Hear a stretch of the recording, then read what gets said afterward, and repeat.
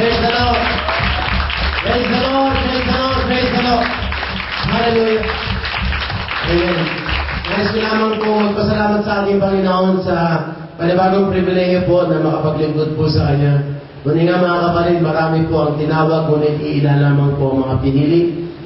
Amen po ba? Marami pong tinawag ang ating Panginoon sa araw na ito. Ngunit tayo po ay mga pinili ng ating Panginoon. Palakpakan po natin ang ating Panginoon. Praise God. Hallelujah. Kalooban ng Panginoon na tayo po ay nandito sa bahay niya.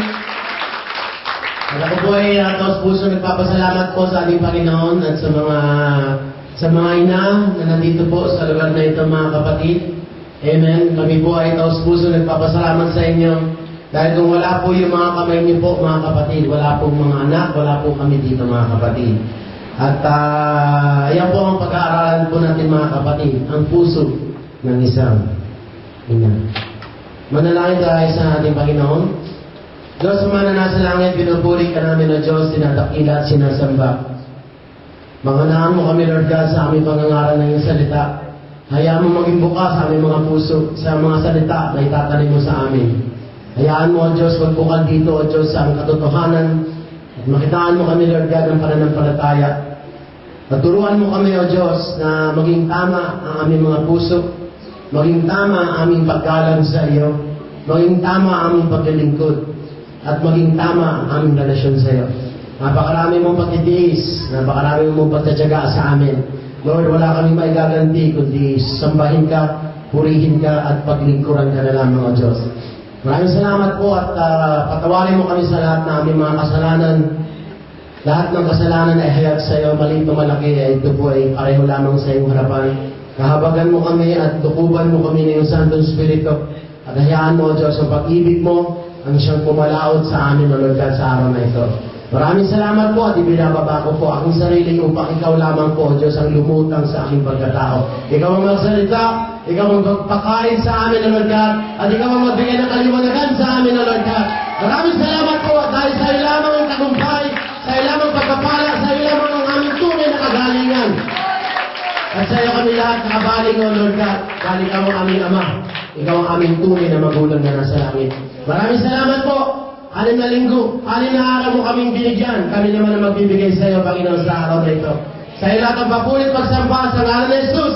Na lahat po ay magsabi ng Amen. Balakpakan po natin ang ating Panginoon. Meron po tayo ba na akbat? Buksan po natin sa Matthew chapter 15. Excuse me. Matthew 15, verse 27 to 28. Yes, it is Lord. He said, monitor. Even the dogs eat the crumbs that fall from the master's table. Then Jesus said to her, Woman, you have great faith. Your request is granted. And her daughter was healed at that moment. Nakakapo na po tayo mga kapatid. Palakpakan natin muli ang ating Panginoon sa ating pagubok. Working house, working house. Working house. Hello, mic test, mic test. Working house. Hello, mic test. Praise God. Okay po mga kapatid, sumayin niyo po muli ang pagpapala at biyaya po ng ating Panginoon. Dumiretso na po tayo ng tingin mga kapatid upang makuha po natin ang sustansya na salita ng ating Panginoon. Amen po ba? At sa mga bago po dito mga kapatid, nais ko po magpakilala sa inyo. Ako po si Pastor Onassis of Jesus Christ to God Great Glory Church. Ako po natutuwa sa ating Panginoon sa pribilehiyo na makapaglingkod po sa Kanya. Amen po ba? Amen. Sa bawat pamilya po mga kapatid, mayroon po tumatayong ina o di kaya magulang sa kahanan po na yan. Ang mabalad po mga kapatid ang mga ina na sila po ay tumatanggap ng paggalang, pagmamahal sa kanilang mga anak. Ngunit hindi po lahat ng pamilya ay ginagalang kanilang mga magulang, lalo na po ang kanilang mga ina. Minsan ay sila ang iba po mga kapatid ng mga ina o di kaya mga nanay o di kaya mga magulang, sila po ay binabastos, binabaliwala, hindi ginagalang, hindi po binibigyan ng tamang pagpaparangal, hindi po tama ang kanilang pagtrato. Amen po ba? In fact mga kapatid, yan po isang kabilin-bilinan po ng nanay ko sa akin bago po siya bumalaot. Meron po siyang ikwento, meron po siyang pinsan. At itong pinsan po niya mga kapatid, amen po ba? Yung tumanda na po ang kanyang nanay at tumanda na po ang kanyang magulang. minsan po dahil sa katandaan, hindi na po niya nakokontrol ang kanyang pagdumi. Amen. At kinadidirihan na po mga kapatid ng mga bata, ang kanilang mga magulang, yung nanay niya. At kinagamit pong walis tingting, panlinis mga kapatid, yung likod po ng matandang babae. Alam niyo po mga kapatid, napakasakit sa isang magulang mga kapatid na ilang taong inilagaan mo ang isang anak. Halos hindi makagat ng lamok mga kapatid ng mga anak mga kapatid. Ngunit pagdating po ng katandaan, instead na mahalin, ayan po, garantinado po mga kapatid ng tiyuhin ko. Amen. Ginagamit po yung walis tingting sa likuran po mga kapatid ng matandang babae. At nagulat po kami nung katandaan din po mga kapatid ng tiyuhin ko mga kapatid. Nagkaroon po siya ng isang sakit na comatose po siya. Hindi siya mamatay-matay. Itong tiyuhin ko na ito mga kapatid, hindi siya mamatay-matay mga kapatid. Talagang pinahirapan talaga siya ng ating Panginoon. Marami nagtatanong, bakit itong tao na ito hindi po siya mamatay? Talagang naghirap talaga itong tao na ito. Amen. Hindi naman sa nabaman, nagkwento na po yung nanay ko dahil nakita ko yung ginagawa niya sa kanyang nanay. Alam niyo po mga kapatid, lahat ng gawin po natin sa ating magulang, ito po ay may kabayaran. Kaya kung gusto natin bayaran tayo ng maigi, gusto natin bayaran tayo ng maganda ng ating Panginoon, itrato natin maayos ang ating mga magulang, lalo na ang ating mga ina, palakpakan natin ang ating Lord. Praise God! Hallelujah! Alam niyo po mga kapatid, hindi ko po masisi, ngunit kailangan po natin ipaalam, dahil maraming tao hindi nila alam kung paano nila pahalagaan ang kanilang ina. Maraming mga tao po mga kapatid, hindi sila marunong magpahalaga sa kanilang mga magulang. At karapat-dapat lamang po na pag-aralan po natin sa pamamagitan ng Biblia kung paano natin pahalagaan ang ating mga magulang. Dahil kailangan po natin malaman kung paano natin sila tatratuhin, kung paano natin sila igagalang, kung paano natin sila bibigyan ng halaga. Dahil kapag hindi na po natin sila binigyan ng halaga, ang Diyos ay magulang din. Amen. Kaya mga brothers and sisters, dapat natin malaman na bilang isang ina, bilang isang magulang po mga kapatid, handang maghirap ang isang magulang, lalo na po ang ina, alang-alang sa kanyang mga anak. Amen. Siguro po mga kapatid, mga nakakapag-amen lang yung mga tunay talaga naghihirap sa kanilang mga anak. Alam niyo po mga kapatid, hindi maipaliwanag ng isang nanay kung gano'n niya na iraraos ang kanyang anak. Handa siya magtiis, handa siya maghirap alang-alang sa kanyang mga anak. Naalala ko pong bigla mga kapatid yung kananaykuman sa Bible sa Matthew chapter 15 verse 22. Nakalagay po sa Bible, a Canaanite woman from that vicinity came to him, crying out, Lord, Son of David, have mercy on me. My daughter is demon-possessed and suffering. Ang kanyang anak daw po, mga kapatid, ay inaalihan daw po ng demonyo. Ganyan po minsan, mga kapatid, kapag ang demonyo, wala pong gagawing mabuti, walang gagawing maganda ang demonyo. Pag sinabing demonyo, walang ibang gagawin niya kundi pahirapan ang mga anak ng Diyos. Kaya po tayo mga kapatid na dala sa bahay-sambahan upang mag-aral ang salita ng ating Panginoon. Dahil ang Diyos mga kapatid, nakikita niya ang mga kahirapan natin at handa tayong iahon sa lahat ng ating mga kahirapan. Palakpakan natin ang ating Panginoon. Praise God! Ano ba pong nangyari? Jesus, verse 20, Jesus did not answer a word. So his disciples came to him and urged him, send her away, for she keeps crying out after us. Number one, mga kapatid, a mother is willing to face humiliation. Everybody say humiliation. A mother is willing to face humiliation from the disciples in front of many people, and yet she swallowed her pride like a woman without dignity, yet decided to stay with them, though she was unwelcome.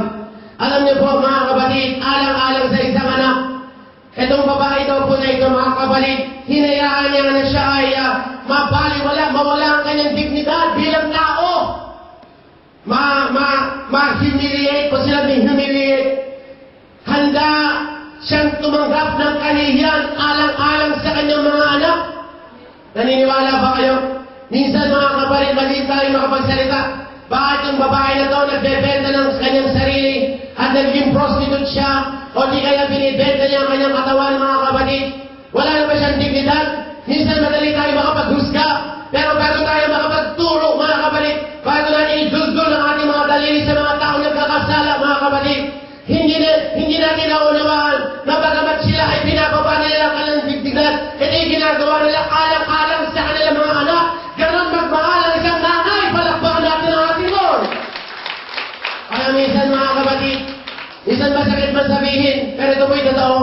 Iba mga babae po, pinapaampun nila ang kanilang mga anak. Why? Dahil sa kanilang isip, ayaw nila maghirap, ayaw nila magdusa ang kanilang mga anak. Gusto nila yung buhay na maganda, hindi nila maibigay sa kanilang mga anak. Kaya pinapaampun nila ang kanilang mga anak. Amen. Bagamat halos parang nawawasak, halos natitibag, halos napupunit ang kanilang mga puso. Pero mas kinukunan nila sa kanilang mga puso, mga kapatid, ang kalagayan ng kanilang anak. Na kung sila man daw po ay maghirap, amen, ang nasa puso ng isang magulang, lalo na ang isang ina, huwag na lang maghirap ang aking mga anak. Palakpakan po natin ang ating Panginoon sa ito. Pangalawa, tinanggap niya ang kahihiyan. Verse 24, Matthew 15:24-25. And he said, I was sent out to the lost sheep of Israel. The woman came and knelt before him, Lord, help me. She said, alam niyo po mga kapatid, she was blatantly rejected by Jesus himself. Alam niyo po, whether or not tanggapin man natin o hindi, meron pong pagkakaiba.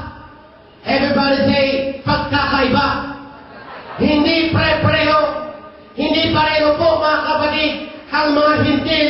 Hindi pareho ang mga Israelita. Alam sabi po ng ating Panginoon sa verse 24, I was only sent for the lost sheep of Israel. Ako'y naparito lamang upang hanapin ko ang mga nawawalang tupa ng Israel. Iba po ang mga Israelita, iba ang mga anak ng Diyos, iba ang mga hintil. Iba, there is a barrier between the Gentiles and the Israelites. Amen po ba mga kapatid? Magkaiba po. Palakpakan po natin ang ating Panginoon. Amen.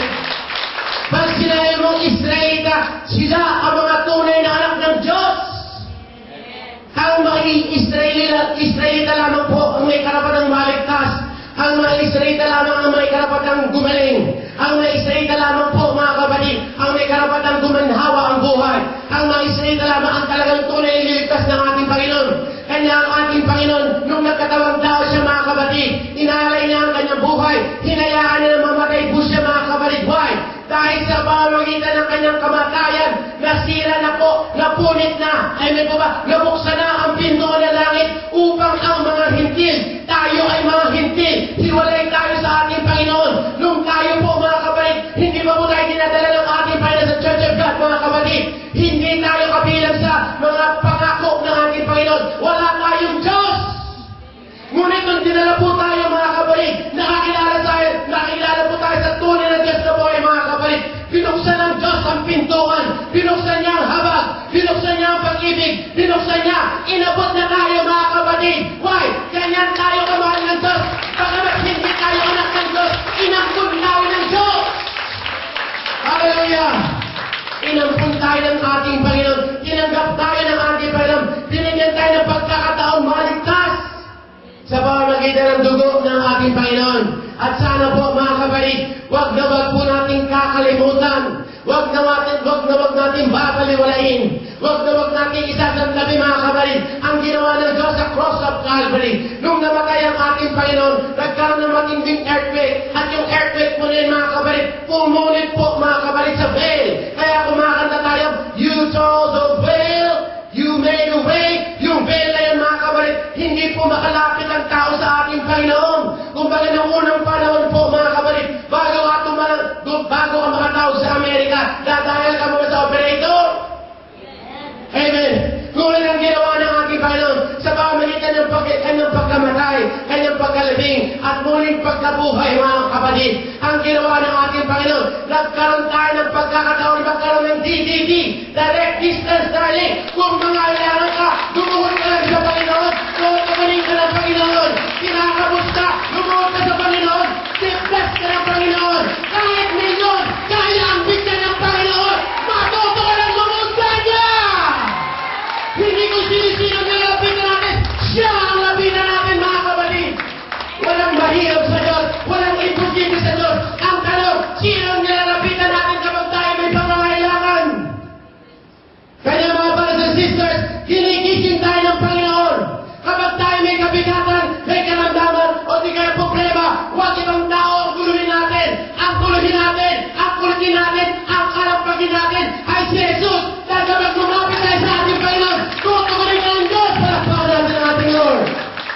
Praise God, palakpakan natin ang ating Lord.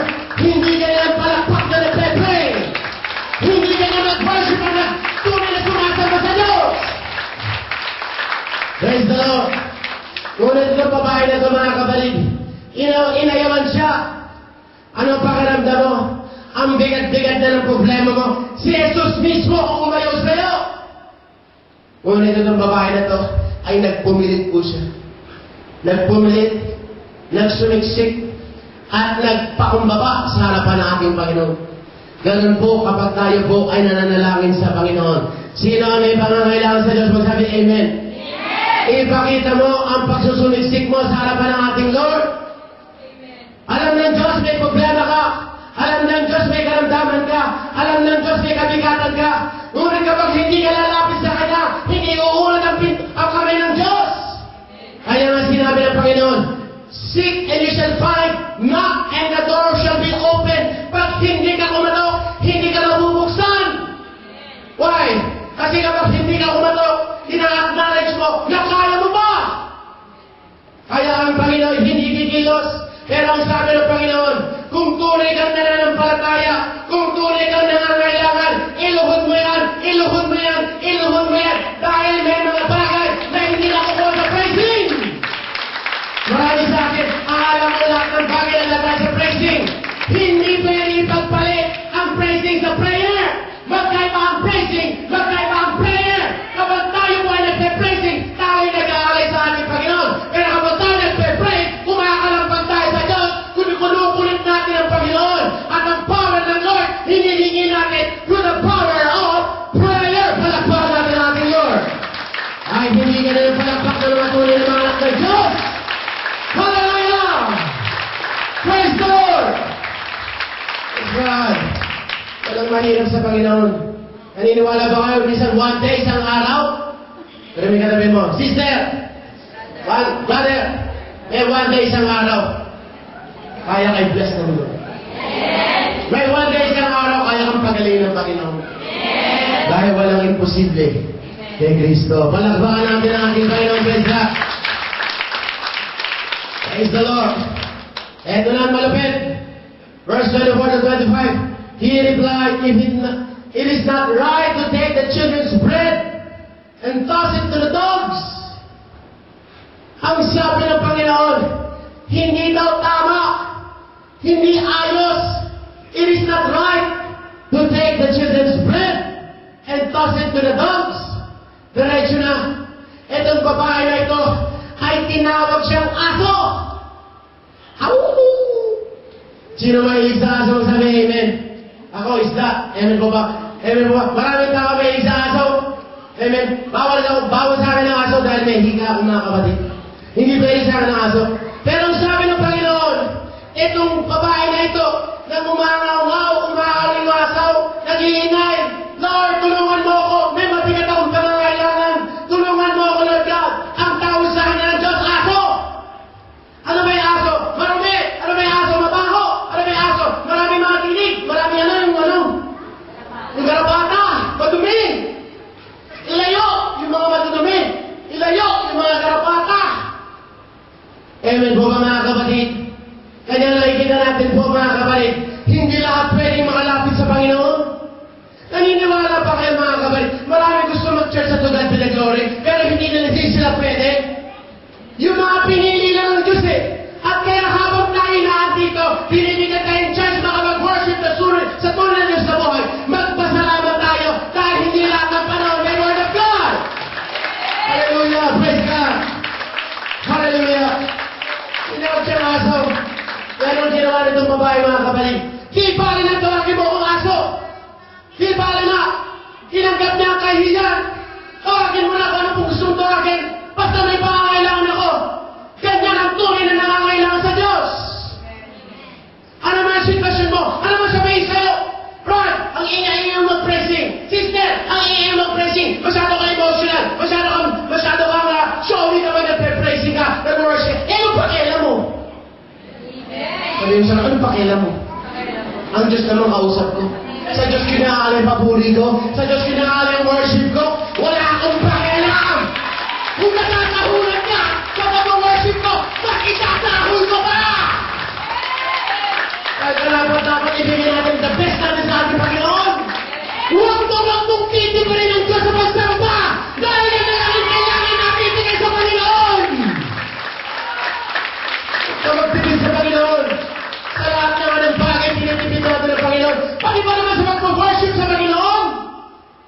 nahihiga natin. Huwag naman sana. Sabihin mo sa kanila, wag. Parang awang natin. Huwag natin tipirin ang pagsamba natin kay Kristo. Palakpakan natin ang ating Panginoon Kristo. Let's go. Alam niyo po mga kapatid, tinanggap nitong babae na ito, kahihiyan, nilait-lait siya, pinagtutulak siya ng mga apostolis ng Panginoon, mga bodyguard ni Jesus Christ. Tumapigan ka ng ingay mo! Huwag mo stopin ang guro, huwag mo siyang guluhin! Pero lahat ng yan ay nagawa niya dahil saan? Matthew chapter 15, verse 22. The Canaanite woman from that vicinity came to him, crying out, Lord, Son of David, have mercy on me, my daughter. Lahat ng may anak, magsabing Amen. Amen. Lahat ay gagawin mo alang-alang sa anak mo. Palakpakan natin ang ating Panginoon. Dahil ang ginawa ng ating Panginoon sa cross of Calvary, bagamat Diyos siya, hindi siya nanatiling Diyos. Ang ating Panginoon ay iisa lang ang Diyos. Isa lang ang Almighty God, sir. Isa lang ang Almighty God. Pag sinabi mong Diyos, isa lang ang Diyos. Yung Ama ang nag-iisang Diyos, mga kapatid. Nagkatawang tao siya. Pag sinabi nagkatawang tao, mga kapatid, ibinaba niya ang kanyang sarili. Dahil isang babae na ito, dahil magulang din itong babae na ito, ipinapakita ng Diyos na bagamat ako'y nasa langit, ako'y nagpakababa, alang-alang sa aking mga anak. Kaya ang Diyos, bagamat Diyos siya, nagkatawang tao siya, sa katauhan ni Jesus. Palakpakan natin ang ating Lord, praise God. Pinasura si Jesus, dinuraan si Jesus, pinakos, pinatay mga kapatid, kiniis na lahat. Why? Alang-alang sa atin. Ganyan tayo kamahal ni Kristo. At hindi ibig sabihin may problema ka sa ganyan, may tigyawat ka dito mga kapatid. O di kaya iniwanan ka ng girlfriend mo o boyfriend mo, hindi ka na mahal ni Jesus. Sa lahat ng pagsubok, nangungusap lang at nagpapapansin lang ang Diyos. Palakpakan natin ang ating Panginoon. Praise God. Ang tanong, why does a mother have that kind of heart for her children? Bakit ang isang magulang, bakit ang isang ina, kaya niyang lununin yung mga bagay na yon alang-alang sa kanyang anak? Una sa lahat mga kapatid, lahat ng mga ina magsabing Amen. Lahat ng may asawa magsabing Praise the Lord. Mothers took the risk of accepting the love of their husbands. Sabihin mo sa asawa mo, alam mo, nagsaka rin ako sa iyo eh.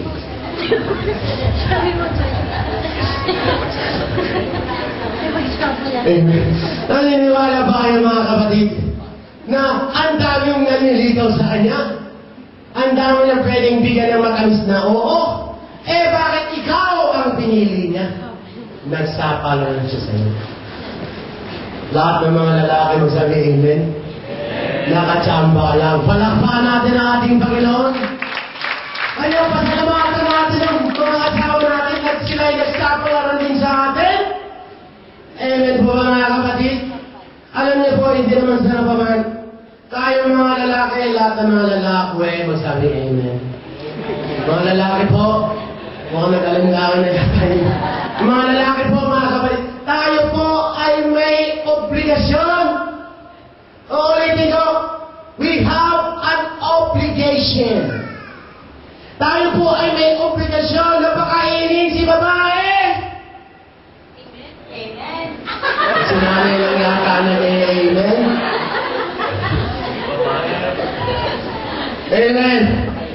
Tayo po mga lalaki ang may obligasyon na pakainin si sister, right? At kung magtatrabaho man si sister, pasalamat ka, nagtrabaho siya. Ba't mo yung makas-takas na dapat nagpapasalamat tayo, tinutulungan tayo ng babae. Pero hindi obligasyon ng babae na pakainin ng lalaki. Alam niyo po mga kapatid, bakit isinumpa si Eva at saka si Adan? Tanong mo yung asawa mo, bakit? Bakit parang may sumpa yata tayo? Bakit sinumpa si Eva at si Adan? Nasa langit na sila, nasa paraiso na sila. At bakit naging sumpa? Dahil yung pinagbabawal na prutas ang nagpakain si babae.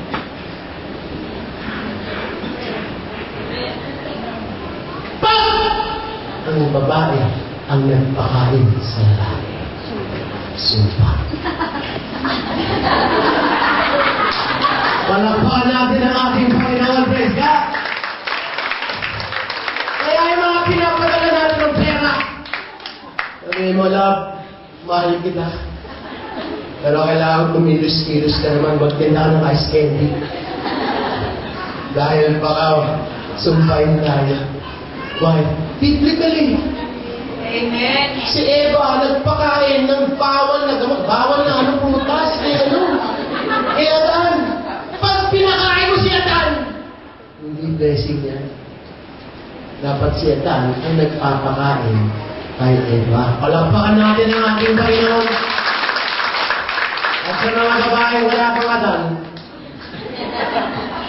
Huwag kayo maghanap na ibang Eva pa. Maghanap kayo nang may magpapakain sa inyo. Amen. Palakpakan natin ang ating Panginoon. Okay nga, may balahin ko dito mga kapatid. Kaya ka ba pakainin niya? Amen, diba? Palakpakan natin ang ating Panginoon. Praise the Lord. Kaya kumanda si Andrew. Palakpakan natin ang ating Panginoon. Pero hindi naman sa bago tayo maligaw dyan. Amen. Isa pa bang revelation ng Panginoon? Wala kayo napansin. Ang sabi sa Romans chapter 5, si Adan ang nagkasala. Ngunit si Eva ang tunay na nagkasala. Sino ang unang bumalik ng salita ng Diyos? Si Eva o si Adan? Si Eva. Kaya yung mga babae ko yung po masyadong magmumahal. Dahil kayo po ang unang nagkasala. Pangalawa, ngunit ang sabi ng Panginoon sa Romans chapter 5, si Adan ang nagdala ng sumpa sa mundo. Kaya ang sabi ng Panginoon, nung nagkasala na si Eva, where art thou, Adam? Nasaan si Adan? Why? Nasaan ka, Adan? Nasaan ka, Adan? Nasaan ka, Adan? Nung kinakausap ng ahas, si Eva. Anong ginagawa mo, Adan? Nasaan ka? Nagkakanin? Namimilas na mabolo? Nasaan ka? Kinakausap na yung asawa mo ng ahas?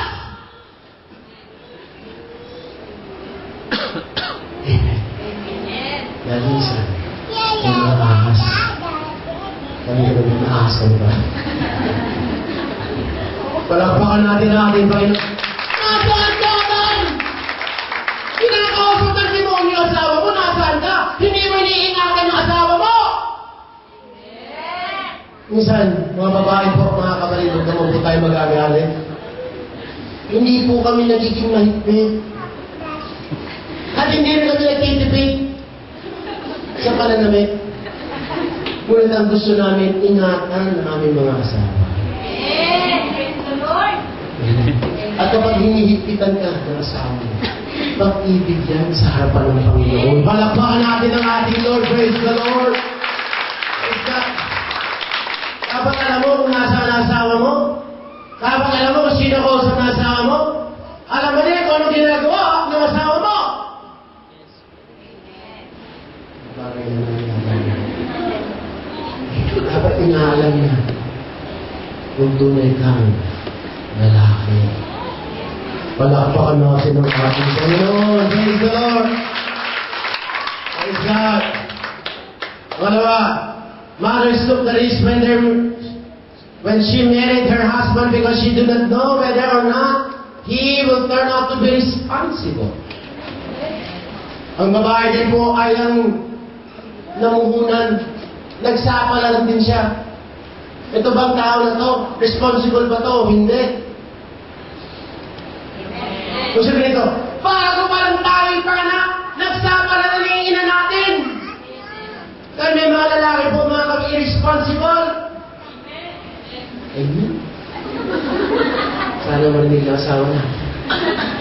And on top of this, mothers suffer before their children was born. Kaya po lahat. Kaya lahat. Pinahirapan na natin ang ating mga nanay. Ipinaglilihi pa lang tayo. Pinahihirapan na natin ang nanay natin. Kaya wala tayong karapatang murahin yung nanay natin. Pasusin yung nanay natin. Dahil pinaglilihi pa lang tayo. Pinaghihirapan na tayo ng mga nanay natin. Hallelujah! Praise God! Alam niyo po, akala natin gano'n lang maglilihi. Ako hindi pa ako naglilihi. Pero nakita ko na po, yung asawa ko paano naglihi. Ang bihira, ano ba yung tsura ng babae naglihi? Nasusuka, nahihilo, hindi alam ano kakainin. Minsan gusto mangga, mamaya sinigwelas na, mamaya santo na gusto mga kabarin, hindi mo nakaintindihan kung ano pakakain mo. Why? Eh naglilihi. Ang hirap po mga kapatid. Amen po ba?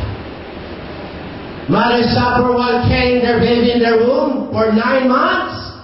9 na buwan. Hindi ba tayo ipinapanganak? Pinahihirapan na natin mga nanay natin. 9 na buwan tayong dinala ng nanay natin. Paano ba maglakad ang buntis?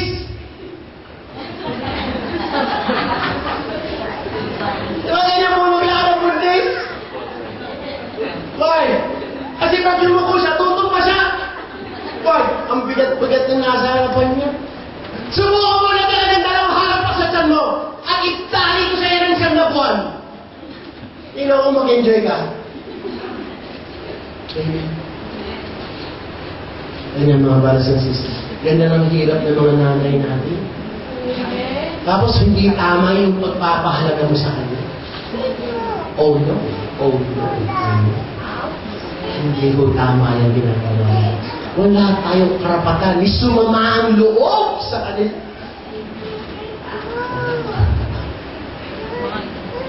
Dahil hindi natin alam ang hirap na dinadanas nila. Ang alam lang natin, gumastos at kumain. Pero hindi natin alam yung hirap na 6 na buwan mong dinadala yung kunero na isang araw babastos din sa'yo. Ganun ang puso ng isang ina. Palakpakan natin ang ating Panginoon sa Diyos.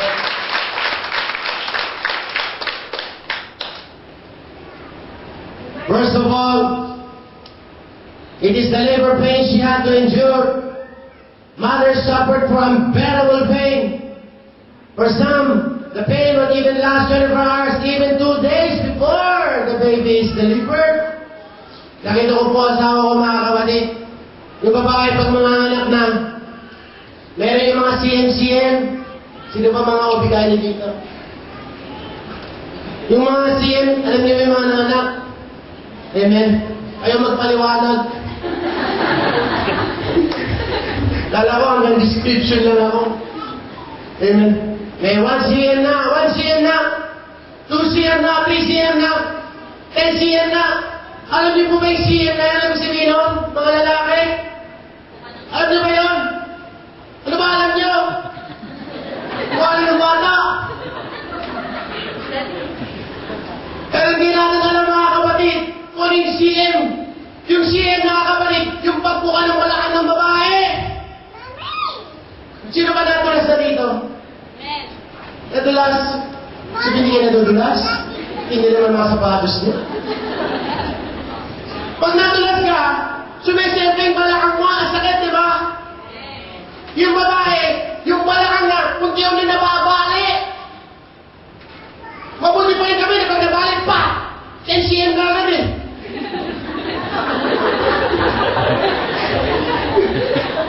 Eh, babae, pag-umpisa rin sa 1. Pag-unti-unting, magiging 2, pagka maging 4, pagka maging 5, unti-unting nababali yung balakang ng babae. Oo, naintindihan nyo na. Palakpakan natin ang Panginoon. kaya ako malakpak. Salamat naman naintindihan niyo mga kapatid.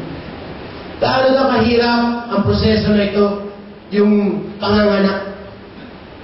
In 1 Thessalonians 5:3, the Bible says, when people are saying peace and safety,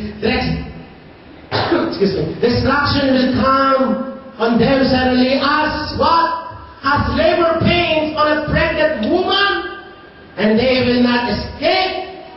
Ang sabi ng Bible, yung hirap daw ay hinahintulad sa panganganak ng isang babae. Labor pain is connotated as the mother delivering the baby.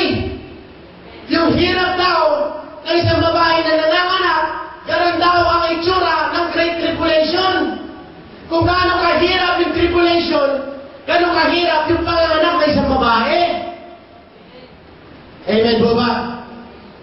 The Bible says in Matthew 24, verse 21 to 22, for then there will be great distress, unequal from the beginning of the world until now, and never to be equaled again. In those days, had not been cut off, no one would survive, but for the sake of the elect, those days will be shortened. The pain your mother had experienced during the time you are about to be born has the same degree of pain with those people who will suffer from the Great Tribulation. Amen po ba? Sino po ang isa ng anak? Nasa kami ng mga isang anak. Naka-isang tribulation ka. Sino ang dalawa anak?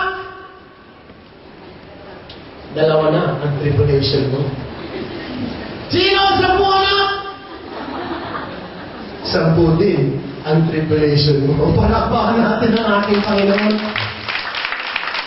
Binalintunan ng Diyos, mga kapatid, ang babae na nanganganak. Dahil ang babae na nanganganak nahihirapan. Hindi na maipaliwanag. Halos bigayin niya mga kapatid. Yung kami ng asawa niya mga kapatid. Lumabas ka na, Peter! Lumabas ka na anak! Talagang hindi na talaga maintindihan mga kapatid kung paano iinig. Ganun ba, hinahintulad ng Diyos ang Great Tribulation? Amen po ba mga kapatid? The Bible says in Revelation chapter 16 verse 8, help me Lord. The fourth angel poured out his bowl. Let's pour out his bowl on the sun. And the sun was allowed to scorch people with fire. Maraming tao po mga kapatid, hindi nila alam ang mga bagay na magaganap sa mundo. Maraming mga tao mga kapatid, very literate sila sa mundo, very literate sila mga kapatid sa libro, very literate sila sa internet, very literate sila sa kanilang mga profesyon, pero illiterate naman sa salita ng Diyos. Hindi baling literate ka sa profesyon mo. Amen po ba? Huwag ka lang maging illiterate sa salita ng Diyos. Maraming mga tao, hindi nila alam kung ano ang nakasaad sa salita ng Panginoon. Kaya kawawa ang mga tao hindi nahahayagan ang salita ng Diyos. Kaya mabalat tayo po ay nahahayagan ng salita ng Diyos. Palagpakan natin ang ating Lord. Hindi nila alam na may mga bagay na magaganap na hindi nila alam, hindi sila nakapaghanda. The fourth angel, ang sabi ng Panginoon, yung ika-4 na anghel, amen po ba, ay magpapakawala mga kapatid ng ibababa na yung hustisya ng Panginoon, yung pot ng Panginoon sa mundo. At ang sabi ng Panginoon, yung araw ay iinit hanggang malusaw ba yung mga balat ng tao. Tayo po mga kapatid, nagreklamo na tayo, so hot, sweat I'm sweating already, no? I'm hot, no? And then, ewan na ina po, so hot eh. Ang init. Kaya po magreklamo mga Singapore, so hot. Ayo, so hot. I sweat already, no? Ano po nga, ang init talaga ng init. Kaya hindi nila alam, mag-iinit pa yan. Ikaw pinapawisan ka lang kapag ikaw ay lumalabas sa araw eh. Ang sabi ng Panginoon, darating na araw sa mga hindi tatanggap sa Diyos, sa mga taong hindi tumanggap sa salita ng Panginoon, malulusaw ka ng kanilang mga balat. Malulusaw. Ano pa mga kapatid?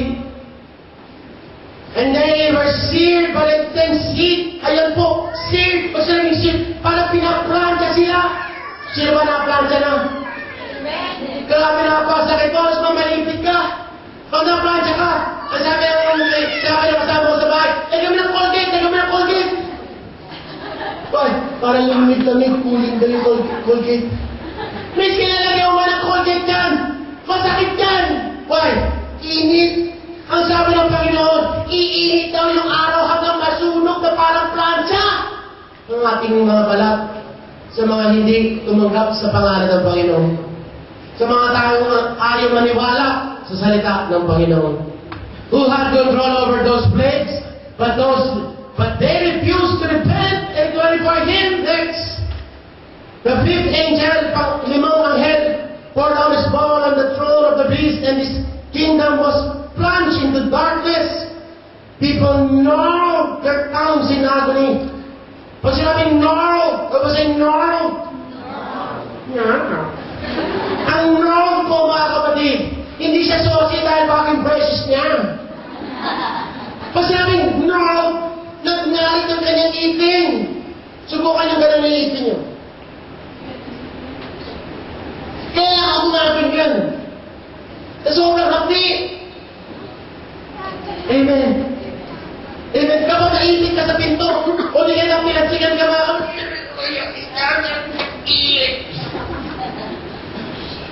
Amen. Ang sabi ng Panginoon, ganyan daw mahihirapan ng mga tao.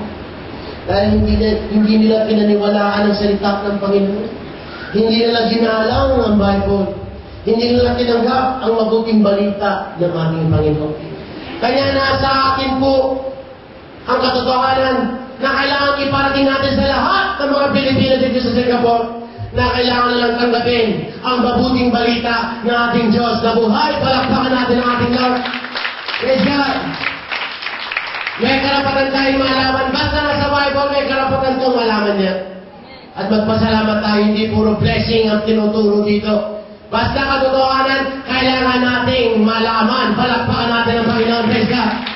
And curse the God of the heaven because their pains and their swords. But they refuse to repent. Matigas pa rin ang ulo. Next. Anong sabi ng Panginoon? Meaning, every mother in this world had already suffered from the form of great tribulation. Since on the day that you were born. Ang sabi nito, ang mga nanay natin, dumanas na raw sila ng tribulation. Kaya huwag na natin silang bigyan ng tribulation. Amen. Ang mga nanay, ang mga magulang daw natin, naghirap na, huwag nyo nang pahirapan pa. Ang mga nanay natin, mga magulang daw natin, nakonsumi na. Huwag mo nang dagdagan ang kanilang konsumisyon. Tinanong katabi mo, ano ka ba? Tagatanggal ng tulog ng konsumisyon o dagdag sa konsumisyon ng nanay mo? Palakpakan natin ang ating Panginoon Diyos. Dumanas na sila ng hirap. Kaya ang sabi ng Bible po, hinalintulan nga yung Great Tribulation sa panganap ng babae. Why? Kasi dumanas na sila ng tribulation. Kaya objective natin, mga anak, lahat ng mga anak dito magsabi amen. Hindi pwedeng hindi ka galing sa nanay mo. Saan ka galing? Sa tigyawat? Hindi pwedeng wala kang pinanggalingan. At kung saan ka nagmula, ahalagaan mo daw yung pinagmulan mo. Kaya nga may kasabihan, ang tao hindi raw lumilingon sa kanyang pinanggalingan, blood. Palakpakan natin ang Panginoon. Praise God. Amen. Huwag na po natin mga kapatid, dagdagan ang bitterness ng mga magulang. Huwag na natin silang pahirapan. Dahil may mga magulang na hanggang ngayon, pinapahirapan pa rin sila ng kanilang mga anak. Huwag naman daw po sana mga kapatid. Sila naghirap na. Sana po mga kapatid, ang i-goal natin, malugod natin ang ating mga magulang, lalo na ang ating mga ina. Dapat i-goal. Maging objective natin, maging focus ng ating mga isip na pahalagaan daw natin ang ating mga ina. Bigyan natin sila ng tamang paggalang, tamang pag-respeto, at huwag natin silang babaliwalain. Dahil dumanas na sila ng tribulation, nahirapan na sila, ang dami na lang tiniis. Amen po ba? Hindi ba po tayo pinapanganak? May kinitiis na sila. Naglilis sila mga kalit. 6 na buwan, 7 na buwan mga kapatid. Amen. Panginoon lang babae mga kapatid. Grabe ang hirap po mga kapatid. Throughout your fetal stage, your umbilical cord was shared with your mother as a means to give life. It was only to cut when you were born. Lahat ng mga may puso at masabing amen. Yung puso na yan, pagkamat minsan hindi mo nililinis yan, galing yan sa nanay mo. Diyan ka pinapakain ng nanay mo, at diyan ka rin nililinis ng nanay mo. Amen po ba? Yung puso na yan mga kapatid, yun ang nagtutugtong sa mga nanay natin mga kapatid. 6 na buwan, 7 na buwan, pinapakain tayo ng mga magulang natin, ng nanay natin, sa pamagitan ng puso. Tapos paglabas mo, mumurahin mo lang. Paglabas mo, papalarain mo lang. Huwag naman po ipapahintulot. Na baka isang araw, kunin yung nanay mo, tsaka ka magsisi. Huwag mo hintayin na pawili na ng Diyos yung nanay mo, yung magulang mo, bago mo siya mahalin, bago mo ipakita yung pagmamahal sa kanila. Ngayon pa lang, ipakita mo na, iparamdam mo na, gumawa ka ng paraan, para iparamdam sa kanila kung gaano sila ka-importante. Ngayon, tinuruan mo na ng Lord. Sila babaliw na yun. Amen po. Dahil ayaw ng Panginoon. Dahil nakaasa tayo sa kanila. Bagamat pinuto na yung spiritual, yung physical, umbilical cord. Spiritually, hanggang ngayon, hanggang buhay nanay mo pa rin yan. Ano man ang naging kahinaan ng nanay mo, wala kang karapan ng husgahan ng nanay mo. Why? Kung wala siya, kung di siya natiis na may sakit ka, wala din tayo lahat. Palakpakan natin ang ating Panginoon.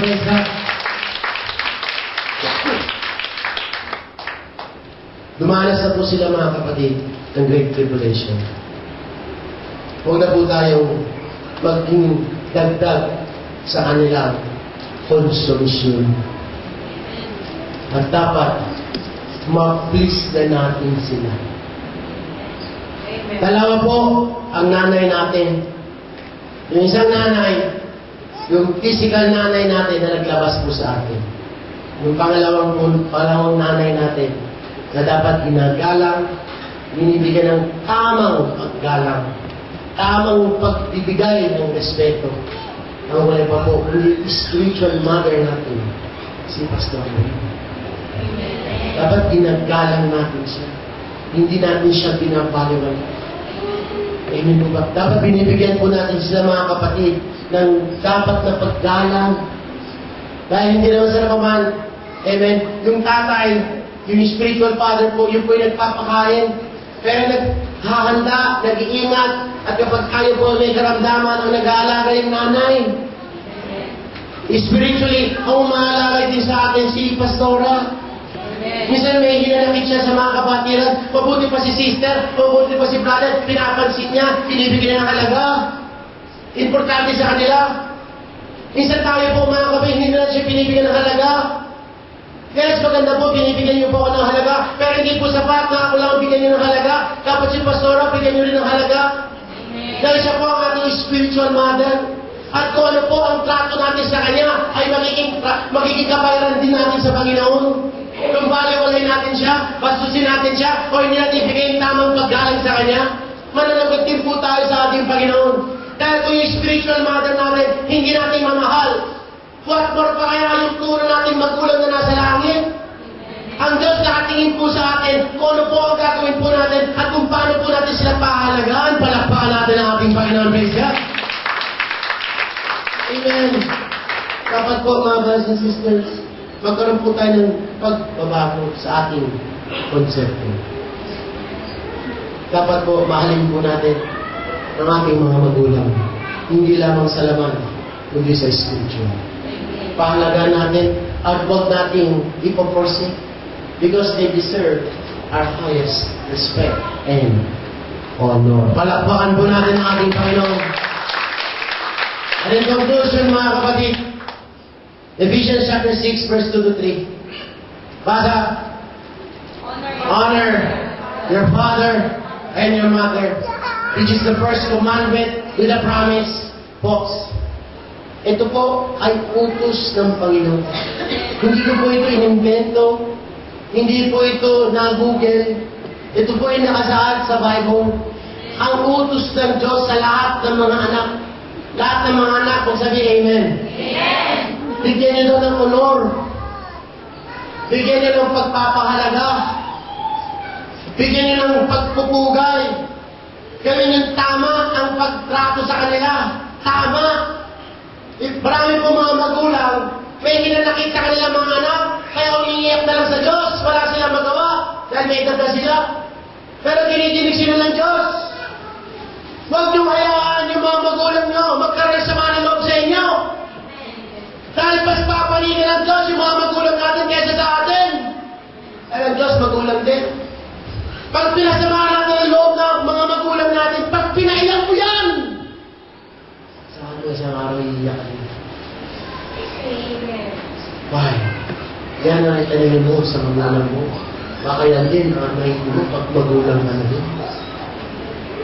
Kaya ang sabi ng Panginoon, honor, bigyan mo ng pagpapahalaga, huwag mong paliwalain. Nay, tay, padadala na sa Europe. Huwag ko na antayin na sila'y umamatay na. Tsaka mo sila dalhin doon sa mga magandang magazine. At least naumpisa mo na sa Singapore. Amen. Palakpakan natin ang Panginoon. I-honor sila. Kung sabi nito, maraming mga magulang nag-degree, nag-imbit na sila sa kanilang mga anak. Kasi kulang ang kanilang pagmamahal sa kanilang mga magulang. Hindi nila naiintindihan ng mga anak. Ang hirap. Bago na natin ng anak ang tagumpay. Ang mahirap, pag tayo po ay pinagpala na, yumaman na tayo, nakuha natin yung gusto natin, akala natin, nagawa natin yan sa pamamagitan ng kamay natin. Nagkakamali tayo. Maraming mga kamay. May mga kamay na nagtiis. May mga kamay na naghirap. May mga kamay na nagkakayo-kayo. May mga kamay na halos na pasok. Para tayo po lumabing sa estado natin. Sana naman po, mga kapatid. Hindi sapat na isang araw lang natin pahalagaan ang ating mga magulang, lalo na yung nanay natin. Hindi sapat. Kulang pa yung binibigay natin sa kanila. Amen. Kulang na kulang. At hindi mababayaran ng pera yung ginawa sa atin ng mga magulang natin. Yung paghihirap, pagtitiis, yung tayo po ay may sakit, yung tayo po binubuhat-buhat pa po tayo ng mga magulang natin. Kanina mga kapatid, hindi kami nakapunta dito, nagbiyahe kami, nag-bus kami mga kapatid. Amen. Ang dami kami kung dala. Si Pastor, dala-dala yung bata mga kapatid, dala-dala namin mga kapatid. Nagtanong ako sa Panginoon, Lord, bakit hindi kami nakakuha ng sasakyan? Sinaranas sa akin ng Panginoon. Alam mo ba? Mapalad ka pa nga, may taxi ka. Mapalad ka pa nga, may MRT dito. Nung panahon ng pinanganak ka, wala namang ganyan doon Pilipinas eh. Wala namang mga MRT noon eh. Wala namang mga taxi noon eh. Kalese eh.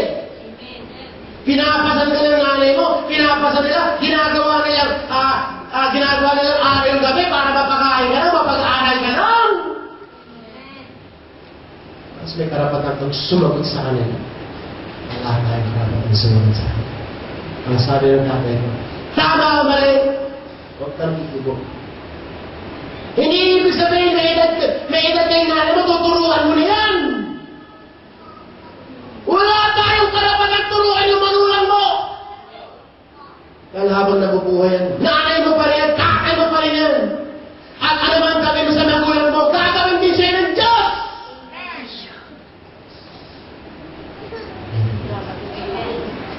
Yung mga brothers and sisters, tinuturuan tayo, pinapaalam sa atin ng Panginoon na marami tayong pagkukulang sa ating mga magulang. Mapalad yung mga buhay pa yung magulang nyo. Mapalad. Dahil isang bagay na pagsisisihan mo, kapag binagi na ng Diyos yung magulang mo, tsaka ka ngayon gusto ko yung magpakita ng pag-ibig sa Kanya. Yun ang isang bagay na pagsisisihan mo. Habang nakikita mo siya, yapasin mo siya. Habang mapapakain mo pa siya, patikin mo siya ng masarap. Habang nakakaamoy pa siya, bigyan mo siya ng bulaklak. Habang may pagkakataon ka, mahalin mo, ipakita mo. At spiritually, sa spiritual, sa mga anak po natin, sa pananampalataya, ipigil din natin sa pastor ang pagmamahal po natin. Huwag po natin siyang maliwalayan. Wala po siyang ibang hinanakit. Minsan, para hindi ako na-appreciate ng mga taong minamahal ko. Kung kami nasasaktan, spiritually anak mo, bakit mo pakayanin tunay ng nanay? Ito po yung pinapalam sa atin ng Panginoon para malaman natin, para hindi na tayo dumanas. Amen. Ganyan tayo kamahal ng Diyos. Palakpakan natin ang ating Panginoon. Okay. Honor your father and your mother, which is the first commandment with a promise. May pangako ang Diyos. Kung tayo daw po ay magmamahal sa ating mga magulang, meron daw po yung so that it may go well with you, that you may enjoy long life on earth. Ang sabi ng Panginoon, lalagdagan ng Diyos ang buhay natin. Kasi siguraduhin tayo ng Panginoon, mahaba na buhay mo, may pagpapala ka. Why? Minahal mo yung nanay mo. Minahal mo yung tatay.